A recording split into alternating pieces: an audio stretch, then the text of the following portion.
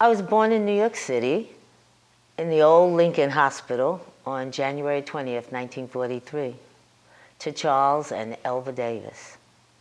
They divorced later, and my mother remarried to Robert Roach, and they had 2 children, Robert Jr. and Doris. We are a very close-knit family. Doris is married, and she has 3 children and 1 granddaughter. My son was married, and he had a son, but the son passed away in a car accident. But we are so close. The family is one that cares for one another, is there for one another, protects one another. It's a wonderful family. Later on, I got married in 1960 to Talmadge Cook, and I had 2 children, Talmadge Jr. and Crystal. And my husband and I divorced. And I decided that, you know, here I am single again with 2 children, and that I have to do something different. I have to make sure that they have a good life. I wanted to make sure that they would be successful in life. So I decided to go back to school, and I went to City College, and I got my degree in sociology with minors in psychology and secondary education. I was very pleased and happy, but we were living in the projects. And, you know, that made it easier because I didn't really have an income. I really wasn't working. And according to whatever my income was, that's what we lived on. And it was really good. But after graduating, I decided that I wanted to have a home for my family. I wanted the children. By this time, they were like 14. You know, I mean, it just seemed like it should have been something done earlier, but it was what it was. And I did buy a home in Queens, and I secured a wonderful job working for the Martin Luther King Health Center. Some of the things in the early life were challenging, but you know, God is good, and He helps us to overcome all challenges. And that is one of the things that I try to tell people, that, you know, we have to not look at the things that come our way that may not be good, but to look at the good things, and to always remember that God has something for us, and that He has a plan, and that we should always, you know, sort of look towards that plan. Well, I came to Buffalo in 1983 for a job. They were hiring the executive director of a community health care center. And so I said, well, I'm going to go for this job and stay there for about 2 years. And after 2 years, I'll make a name for myself, and I'll go back to New York City and get a job, you know, a real job of a medical facility there back at home. Well, that didn't really happen. And one of the things that I'm very proud of is that I came to this health center. It was the Geneva B. Scruggs Community Health Center. We had about 35 employees with a budget of about $600,000. And it was challenging. But however, you know, when I came, they were looking at wanting to develop a developmental disabilities house for the mentally disabled.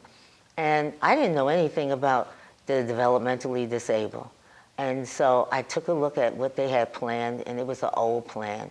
And I met with someone down at City Hall, and we went over the budget, because that budget was definitely outdated. And we came up with a new budget, and we looked at what the things would be like. And about several people from the developmentally disabled population came to visit me, and they wanted to know what did I know about developmentally disabilities and all these kinds of things. And I said, I really don't know very much. And that my experience was basically in the medical healthcare arena. And they gave me several people to work with me, and we were able to bring the community into the developmentally disabled population, and we were able to train over 100 people to be able to work in this facility. The facility was a 59-bed ICFMR, It was a certified 59 ICF, and we were able to bring in the community, and I think we hired about 180 people for that facility. Not only was that facility one that was the largest in the state, but it was one that enhanced the community here in Buffalo. We were the largest African American population. I hired the largest African American population here in Buffalo. We went from 35 employees of the health center to 250 employees. We went from a $600,000 budget to over $6 million in 5 years. And I think that was one of the most challenging things that I was able to accomplish and that I'm very proud of, because even to this day, I go into the community and I see different people that I hired, and they always say, "Oh, Miss Davis, it's so nice to hear, I'm doing this, I'm doing that." And it makes me feel very, very proud that I was able to make some accomplishment and that people remember and that their lives were enhanced by the work that we did. Being a black person in corporate America and what I call white America is very difficult. But being a black female on a corporate level, in some of the highest level positions there are in corporate America, is even harder. You have to be able to deal with what they call the old boys network. You're not going to be included in the old boys network. You're going to be given tasks that may take 2 people to accomplish, and you do the job. They will not bring you into the closed door conversations that they have. They will always find something else for you to do, something's wrong, something needs to be done. And even though you accomplish it, you'll never be a part of that network. And so being in that arena, you have to be able to do what you need to do, to be who you are, and to accomplish all the work that you need to accomplish, so that there's nothing anyone can say that you weren't able to do.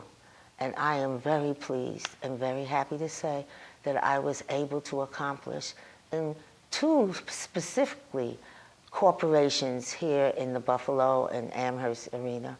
At ECMC, I was able to accomplish being the planning director for the hospital after being the outpatient director. In Amherst, I was the only African American in the Amherst town clerk's office. I was the deputy town clerk there. And so in those 2 arenas, I was able to face the challenges that were put upon me and to be able to still soar high and make sure that my people would be proud to know that they had someone here who was there for them as well. When you came to hiring people, for every white person I hired a black person to make sure that we were in the arena and that we were able to soar high as we can. Well, that's a really funny story. I had a priest, a female priest, Gloria Payne Carter, the Reverend Gloria Payne Carter, and she was always telling me that she saw something in me. And I said, there is no way that I could be in the ministry because I don't know anything about the Bible. I'm too crazy a person, so definitely not. And this went on for about 3 or 4 years, okay? And, you know, we have a general or a diocesan convention every year, and the priests come in their stoles and things, and she had a stole that was lace, and I didn't like it. I wanted her to have a nice, beautiful brocade stole. So the churches down in the West Seneca area, they used to get old cloths, and they would make stoles and different things for a priest to wear. And I asked them if they could make a stole for my priest. And I told them what I was looking for, a brocade type. So, well, 2 years went by and they didn't find the material that I said I wanted, and they didn't do it. So I really forgot about it. And the 3rd year, the lady comes running up to me and she says, Lilian, I got the stole. I finished the stole for you. And I said, oh, good. I'm going to go get my priest so she can look at it. And she says, your priest? She said, this stole was made for you. I says, for me? I says, I'm not a priest. She says, Lillian, every stitch in this stole was made for you. And I felt so eerie and so scared, I ran out the room. And I went into the ladies' room and I said, can you imagine? They said they made a stole for me. Isn't that fun? Oh, Lillian, I'm so proud. I'll pray for you. So I ran out the bathroom and I went to a girl who was a deacon, and she was always talking about me being, I said, can you imagine that? She said, Lillian, it's about time. I'm so happy for you and I'll pray for you. And then after that, I guess I couldn't deny that there must be something to it. And I went into the process and I was ordained. And I had a wonderful discernment committee at St. Philip's Episcopal Church. And they put me through the ringer. And there was no way, when I went before the Commission on Ministry, that I wasn't going to pass. And that's how St. Philip's is. They are there for each and everybody in the community, in the parish. And they are a family that a lot of people don't have. And I'm so proud to be the deacon at St. Philip's Episcopal Church. I like to tell young people to trust and respect themselves. To remember that trust and respect is not something that's earned, but something that's given. I like to tell them to do their best, to do all that they can, to demonstrate who they are. And when they experience bad things, don't turn around and do things to try to say, well, I'm going to make sure I'm going to get over this. Because there is God, and God has a plan for them. And that no matter what the plan is for them, He will make sure, if they just trust and put God first in their life, to make sure that they are doing the things that God wants them to be the person they want them to be. They must do their best. They must try and do hard. They must not take no for an answer. They must move on and face the challenges that is going to come before them and make sure that they are doing the best they can do. And that's all we ask of them, to do the best they can do. Because there's always going to be racism and discrimination. And no matter what, if you stand tall and do the things that will get you where you need to do, to plan, to execute, and to always respect others, and to make sure that you make sure that they respect you as well. There's no problem in what's going on with the racism and discrimination, because you will be able to soar high as God wants you to be. You do not have to be ashamed or to feel that you have to go out here and take what you need, because it's going to be given to you. The Young Crown Queens Institute has been a marvelous foundation for the minority communities and for this Buffalo area. And I'm very proud that you have selected me to be one of the people that you will be demonstrating and telling the legacies of. And I thank you so very much.